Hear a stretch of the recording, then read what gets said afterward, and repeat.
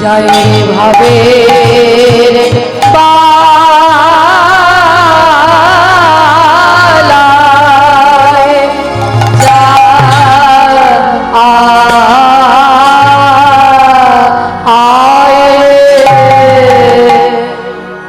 আমার ভাবে নিধি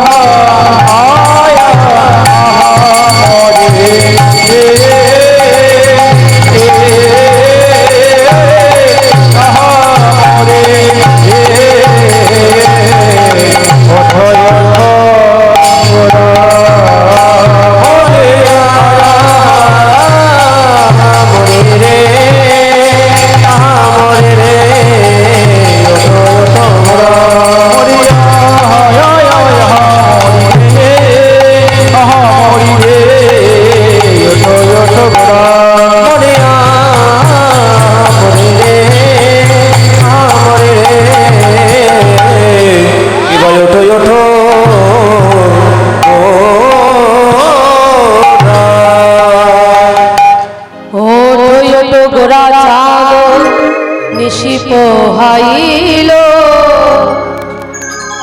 নগর বালকের রঙ্গ ভরিয়া উঠিল ভরিয়া ভরিয়া উঠল নগর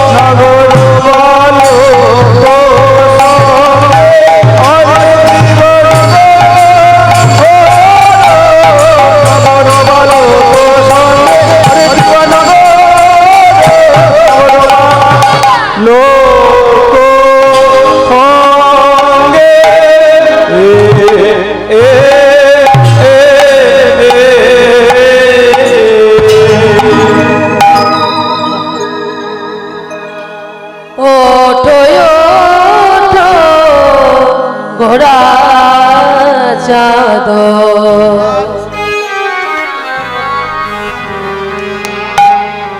আজ রাধা গোবিন্দ ঘুমিয়েছেন, তাই জাগাতে হবে আমার রাধা গোবিন্দকে। রাধা কৃষ্ণ মিলিত অঙ্গ গৌরাঙ্গ গত নিশি থেকে ঘুমিয়েছেন, রাস নৃত্য গীত করে নিশির শেষে ঘুমিয়ে গেছেন। তাই বলছি বৈষ্ণব পদ কবি, ওঠো ঘোড়া চাদর নিশি পোহাইল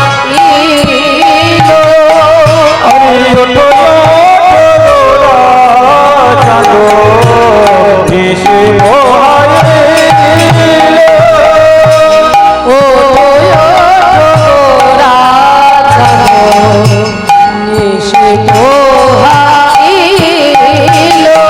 আজি ওঠো ওঠো ঘোড়া চাদর নিশি পোহাইল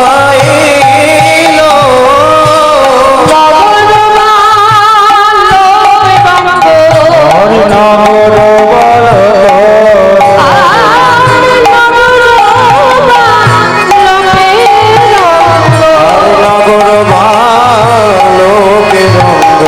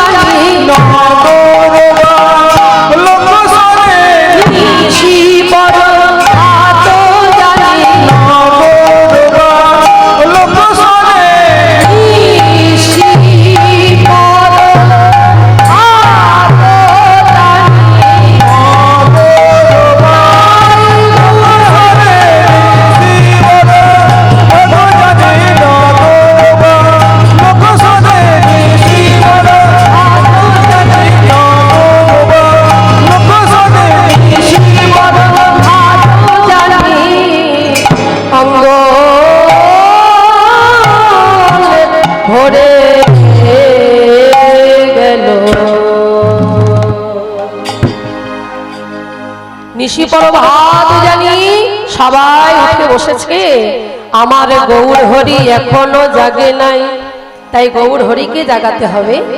বৈষ্ণব পদকবি এক পাশে দাঁড়িয়ে আমার গৌর সুন্দরকে বলছে, ওগো গৌর হরি, তুমি আর ঘুমাইয়ে থেকো না, একবার জেগে ওঠো। বৈষ্ণব পদকবি এক পাশে দাঁড়িয়ে দাঁড়িয়ে রচনা করছেন। গত নিশীতে রাস নৃত্য গীত করে নিশির শেষে ঘুমিয়ে পড়েছে। হে গৌর হরি, হে দীন দয়াল, হে প্রভু, তুমি একবার দয়া করে এই কলিহত জীবের হৃদয় মন্দিরে জাগো। তাদের হৃদয়ে যে তমরূপ অন্ধকার আছে, তুমি দূরীভূত করে দাও। আমাদের জানতে হবে গৌরকে আনন্দ লীলাময় বিগ্রহ, হে মাবতীব্য ছবি সুন্দরায়, তস্ময় মহাপ্রেম রস প্রদায়, চৈতন্য চন্দ্রায় নমো নমস্তে। গোস্বামীপাদ প্রকাশ করলেন যে যিনি আনন্দ লীলাময় বিগ্রহ, সুন্দর স্বর্ণ বর্ণ যার জ্যোতি, সেই পতিত পাবন গৌর হরি এসেছেন এই নদিয়ার মাঝে।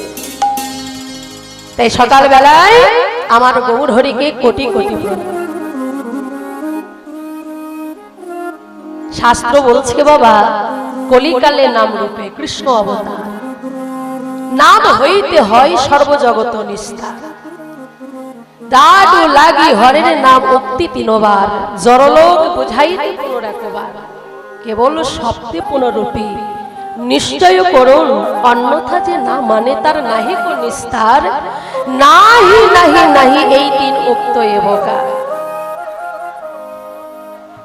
সেই জন্য শাস্ত্র বলছে হরের নাম হরের নাম হরের নামই কেবলম, কলৌ নাস্তেব নাস্তেব নাস্তেব গতির অন্যথা। এর অর্থটি হচ্ছে নাম ভিন্ন, কলি জীবের অন্য কোনো গতি নাই নাই নাই। আমাদের কোনো কিছু করতে হবে না মা। শাস্ত্র বলছে সকালবেলায় উঠে শুধু তার নাম ভজনা করো, তার নাম করো, তাকে ভক্তি প্রাণে ডাকো, তাহলেই তুমি উদ্ধার হয়ে যাবে। কলিতে আর কিছু নয়, ধ্যানও নয়, যজ্ঞও নয়, তপস্যাও নয়, কোন দেবতা মূর্তি পূজা নয়, শুধুমাত্র হরি নাম। শাস্ত্র বলছে আমাদের যুগ তো চারটে, সত্য, ত্রেতা, দাপর আর কলি। এই হচ্ছে আমাদের চারটে যুগ। তাহলে সত্য, ত্রেতা, দাপর আর কলি, এই যে সত্য, ত্রেতা, দাপর তিন যুগ ভগবানকে পাওয়ার জন্য অনেক কষ্ট করেছে, তারপর তারা ভগবানকে লাভ করেছে। তাহলে সত্য যুগে ধর্ম হচ্ছে ধ্যান। এই ধ্যান করে করে ধ্যান করে করে তারা ভগবানকে লাভ করেছে। এই ধ্যানের দ্বারা তাদের আর কোনো কিছু ছিল না সত্য যুগে। এই ধ্যান করতে করতে তাদের 1 লক্ষ বছর আয়ু, কি তাই না? তাহলে 1 লক্ষ বছর যদি আয়ু হয়, সেই মানুষটা লম্বা কত হবে? সত্য যুগে মানুষ 21 হাত লম্বা, 21 হাত লম্বা। ধর্ম হচ্ছে ধ্যান। তাদের কোনো পাপ ছিল না, 4 পাদ ছিল তাদের পূর্ণ, শুধুমাত্র ওই নামের জন্য। নামটা কি সবাই জানে? নারায়ণ পরা বেদা, নারায়ণ পরা ঘরা, নারায়ণ পরা গতি, নারায়ণ পরা মুক্তি। এই ছিল বাবা, তাই না? সত্য যুগের নাম। এবার একটা করে যুগ যখনই চলে যাচ্ছে, সবই একটু করে কমে যাচ্ছে। যখন ত্রেতা যুগে এলো, তখন আয়ু কমে গেল। ত্রেতা যুগের আয়ু কত হলো? আমরা যেটাকে বলি একটা শূন্য যদি বাদ দিই, হিসাব দাঁড়াবে আমাদের অঙ্কের হিসাব। তাহলে 1 লক্ষ থেকে হয়ে গেল 10,000 বছর আয়ু। মানে একটা করে যুগ চলে যাচ্ছে, আয়ু কমে যাচ্ছে, 10,000 বছর আয়ু। ধর্ম কি ছিল? যজ্ঞ। যজ্ঞের দ্বারা তারা ভগবানকে লাভ করত। এই যজ্ঞ করত আর মুখে নাম করত। তাদের কতটা পাপ কতটা পুণ্য। ত্রেতা যুগের মানুষকে 3 পাপ পুণ্য, 1 পাপ পাপ। আর নাম কি ছিল? এই নাম আর ভুল হবে না বাবা, যা দিয়ে গেছে আর ভুল হবে না। রামে নারায়ণ মুকুন্দ মধুসূদন কৃষ্ণ কেশব কপেশাহারে বৈকুণ্ঠ।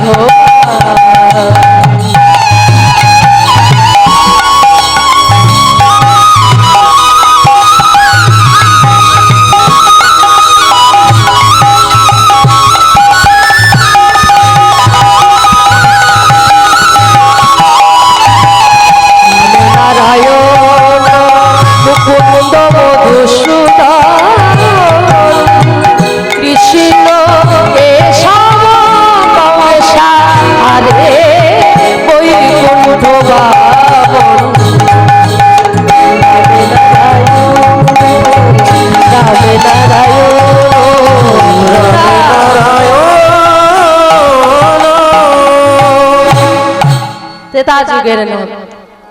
এবার চলে আসুন, আবার একটু আয়ু কমে গেল, দাপর যুগ। আবার একটা সঙ্গে অঙ্কের হিসাবে বাদ দিলাম 1000। যুগ চলে গেল, আয়ু কমে গেল। দাপর যুগের মানুষের আয়ু হচ্ছে 1000 বছর। মায়েরা 1000 বছর হচ্ছে আয়ু। লম্বা কত হাত? ত্রেতা যুগের লম্বাটা বলিনি, 14 হাত লম্বা ছিল। আর দাপর যুগের মানুষ লম্বা ছিল 7 হাত। হিসাব 7 হাত লম্বা। ধর্ম কি? সেবা চর্চা। এবং কতটা পাপ কতটা পুণ্য। মায়েরা 2 পাতে পাপ 2 পাতে পুণ্য। দাপর যুগে কিসের জন্য? শুধুমাত্র এই নামের জন্য। নামটা কি সবাই জানে?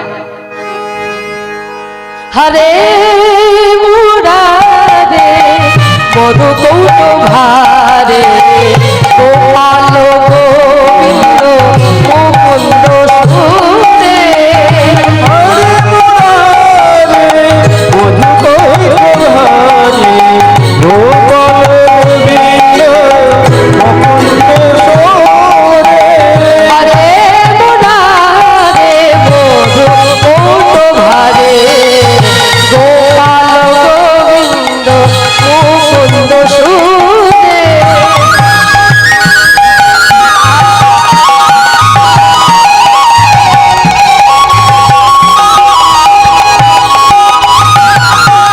যোগেশ্বর নারায়ণ কৃষ্ণ কৃষ্ণ নিরাশ্রয় মাম জগদীশ্বর স্বামী নিরাশ্রয় মাম জগদীশ্বর কৃষ্ণ। যোগেশ্বর নারায়ণ কৃষ্ণ কৃষ্ণ নিরাশ্রয় মাম জগদীশ্বর নিরাশ্রয় মাম জগদীশ্বর কৃষ্ণ। হরে মুরারে মধু কৌটভারে গোপাল গোবিন্দ মুকুন্দ সুরে। গোপাল গোবিন্দ মুকুন্দ সুরে। গোপাল গোবিন্দ মুকুন্দ সুরে। 3 যুগ। এইবার আমাদের কলিযুগ বাবা। এই যে কলিযুগের পরমায়ু কত বাবা? এই তো হিসাব নড়বে না, হিসাব এখন দাঁড়িয়ে গেছে। যুগের সঙ্গে যেমন আয়ু কমেছে, আমাদের অঙ্কের হিসাব দাঁড়িয়ে গেছে 100। কলিযুগের পরমায়ু 100। তবে সবাই 100 বছর বাঁচে না। কেউ মায়ের গর্ভে আস্তে আস্তে দেহ ত্যাগ করছে, কেউ ধরাধামে এসে কেউ 50 বছর, কেউ 80 বছর, কেউ 100 বছর। কিন্তু কলিযুগের পরমায়ু 100।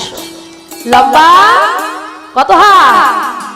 হ্যাঁ, নিজের হাতে যদি মাপ করা হয় 3.5 হাত লম্বা। ধর্ম কি? কলৌতদ হরি কীর্তনাদ হরি নাম সংকীর্তন। কি আর কিছু বলেছে? কলিতা আর কিছু বললো কি? হরি নাম বলেছে। তাহলে আমাদের আর কিছু করার দরকার নেই, হরি নাম করলেই হয়ে যাবে। একবার হরি নাম করলে সকল পাপ যাবে, আর একবার হরি নাম করলে ভগবানের শ্রী চরণ পাবে। নিতাই গৌর হরি হরি বল। একবার হরি নামে যত পাপ হবে, পাপের সাধ্য নাই তত পাপ করে। এই একবার হরিনামটা যেমন তেমন হরিনাম সবাই পারবে না বাবা। এই কীর্তনীয় বলে দিচ্ছে, গেয়ে দিলাম হয়ে গেল, তা হবে না বাবা। এই একবার হরিনামটার মধ্যে একদম গভীর তত্ত্ব রয়েছে। হ্যাঁ, তা সবাই মিলে আমরা এসেছি, কলিযুগের ধর্ম হচ্ছে আমাদের হরিনাম সংকীর্তন। এখন সবাই মিলে আনন্দ ভরে আমরা গাইব, কেমন ভাইরা? চলো আনন্দে গাও রে মধুর হরি,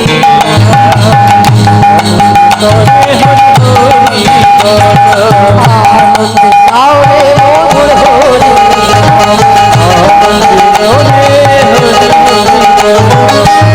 এলাম সুধা পালে, এলাম সুধা পালে, প্রেম তুফানে, সুধা পালে প্রেম তুফানে, প্রেম তুফানে, নাম সুধা পালে প্রেম তুফানে, ঢেউ খেলাও রাম হরি হরি বল।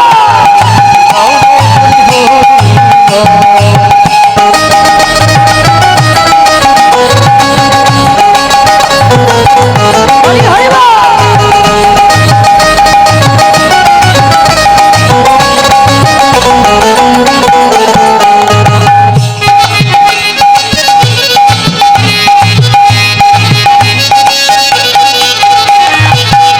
এই নাম ছিল অনর্পিত, অনর্পিত, আর কলিতে হলো বাবা সমর্পিত।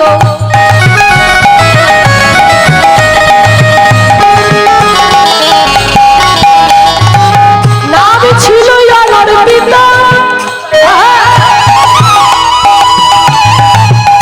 আর কলিতে হলো সমর্পিত, সমর্পিত, সমর্পিত। এই নাম ছিল অনর্পিত,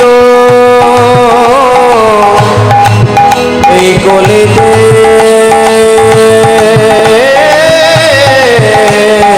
সমর্পিত। আমরা জানি নাম অনর্পিত ছিল, কিন্তু এবার সমর্পিত হয়েছে বাবা। তা সমর্পিত কে করলে? কে করলে? আমিও করিনি, আপনারাও করেননি। কে সমর্পিত করলো? ওই যে করিলেন, করিলেন, করিলেন গৌরী গুণধার, করিলেন গৌরী গুণধার, করিলেন গৌরী গুণধার। করিলেন গৌরী গুণধার। তার প্রমাণ কি? তিনি যে করেছেন তার প্রমাণ কি? তার প্রমাণ আছে বাবা। নামে জগাই মাগাই তোরে গেল, জগৎ মাধব করে গেলে, নামে চাঁদ কাজী তোরে গেল, কপি কপি তোরে গেলে, কবি তোরাই কাজী তোরে গেল, গঙ্গি তোরে গেলে, জগাই মাগাই তোরে গেল, জগৎ মাধব করে গেলে, কপাল গোপাল তোরে গেল। কপি তোরে গেলে, বলছে নামে জগাই মাদাই তোরে গেল, জগৎ মাধব করে গেলে, জগাই মাদাই তোরে গেল। জগৎ মাধব করে গেলে। প্রাপ্ত হলো মুক্তধামে, মুক্তধামে, মুক্তধাম। এই যে হরি হরি বল। গৌরীর বলি কৃষ্ণ নাম,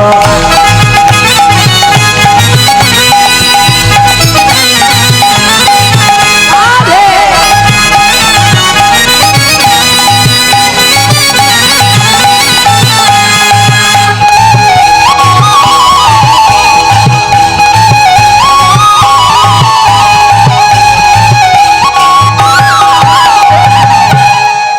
তাহলে কলিযুগে আর কিছু নয়, শুধুমাত্র আনন্দ ভরে গাইতে হবে, তাই তো মাইরা?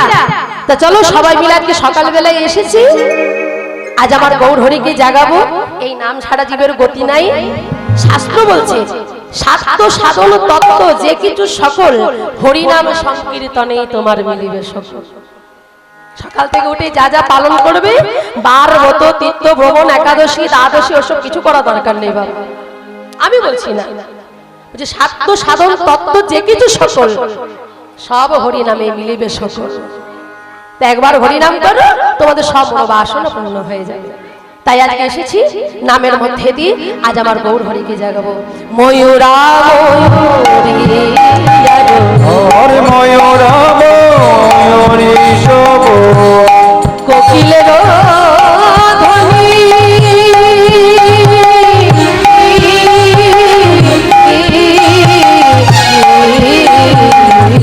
ময়ূরা ময়ূরী শোভ কোকিলার ধ্বনি কত সুখে নিতারা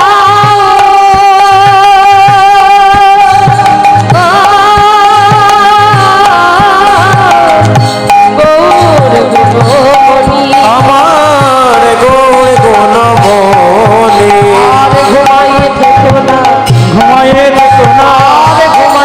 তুমি আর ঘুমায়ে থেকো না গৌরী কাঁচা সোনা ঘুমায়ে দেখো না, গৌরী কাছে শোনা ঘুমাইয়ে দেখো না আর দেখো গৌরী কাঁচা সোনা ঘুমায়ে দেখো না। গৌর গাজা শোনা শিব প্রভাতি ওই দেখো না, গৌর গাজা শোনা গৌর গাজা শোনা গৌর গাজা শোনা ঘুমায়ে থেকো না কোকিলের ধ্বনি। সকালবেলা হয়েছে আর ঘুমায় থেকো না, চেয়ে দেখো ভালো করে আকাশের দিকে, অরুণ উদয় ভেলো অরুণয় উদয়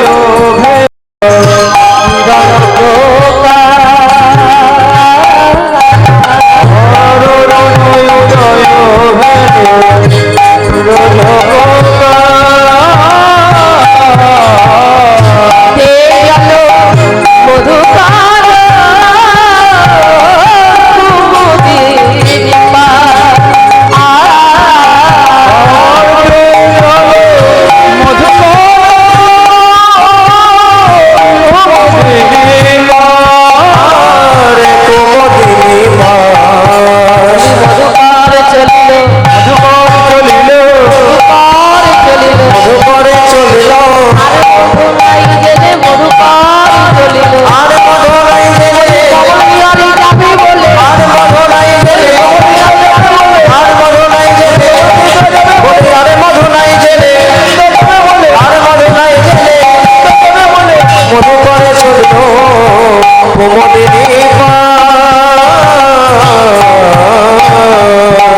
চন্দ্রের সঙ্গে ভালোবাসা হচ্ছে কুমুদিনী অর্থাৎ শালুক।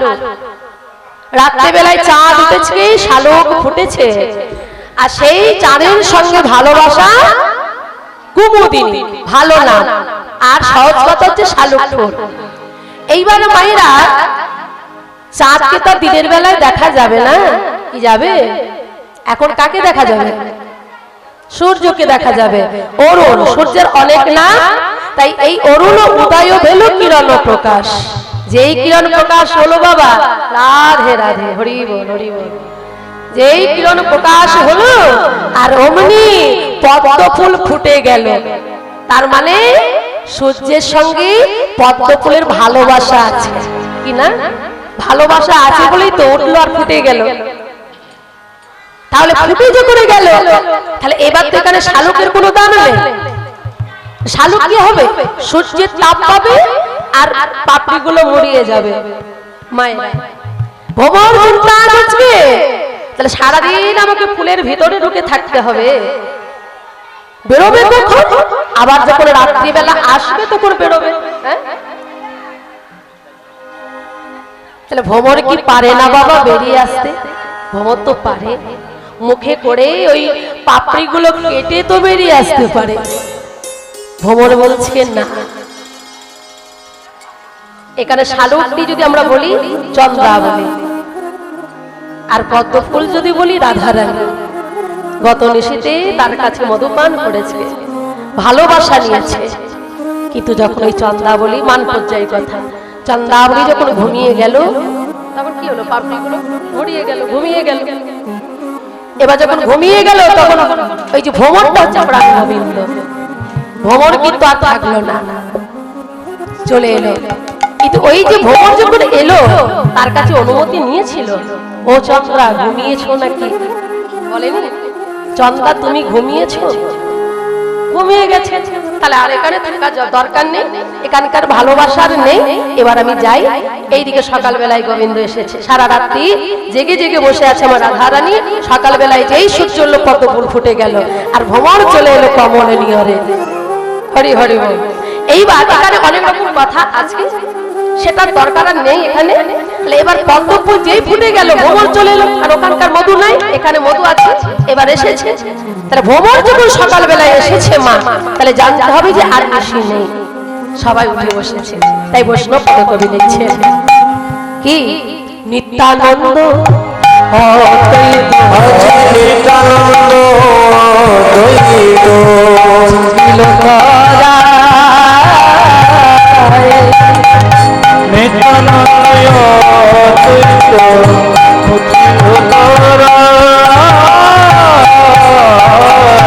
উঠিয়া বসিলে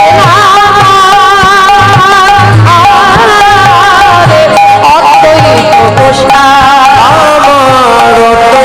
গোসাই উঠে বসিল, যত গৌর ভক্তগণ উঠে বসিল, যত গৌর ভক্তগণ উঠে বসিল, তামানো অদ্বৈতের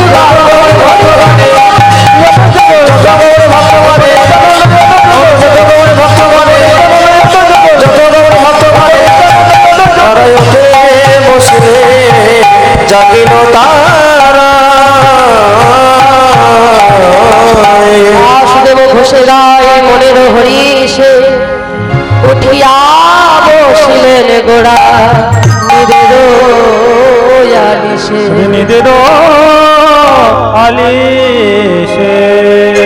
এবার আমার গৌর হরি জেগেছে নিদের আলিশে, ও গো নিদের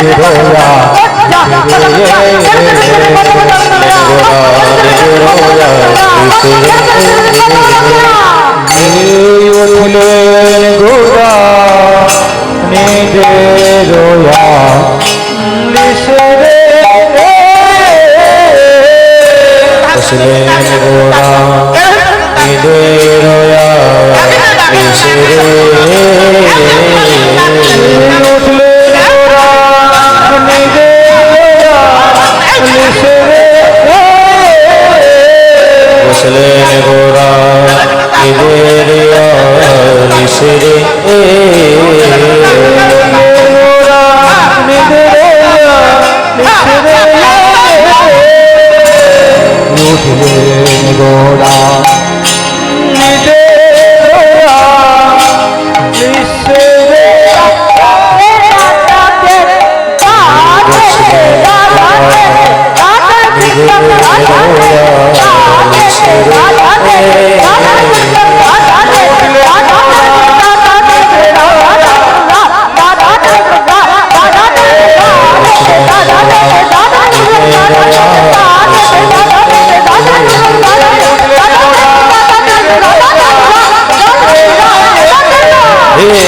বসলেন গোরা রয়া লিসরে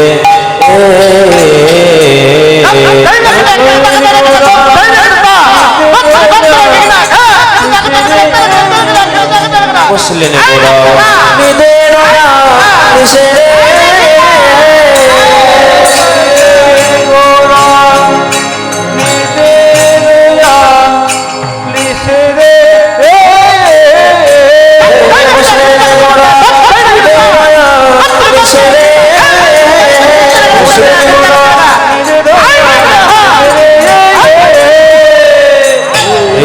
বসলেন গোরা নিদের রয়া লিসরে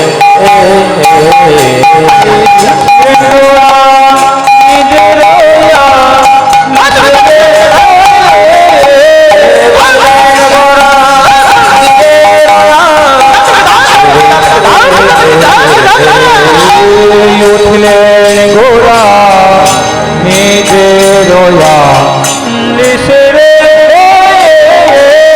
বসলেন গোরা নিজের রয়া লিসরে উঠলেন গোরা নিজের রয়া লিসরে বসলেন গোরা নিজের রয়া লিসরে উঠলেন গোরা নিজের রয়া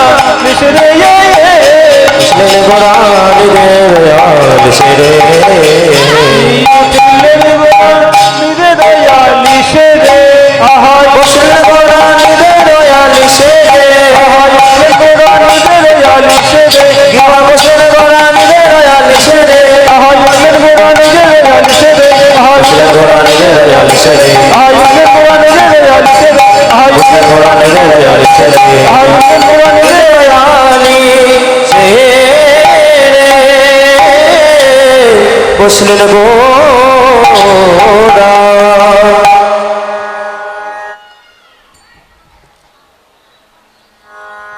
এতক্ষণ হ্যালো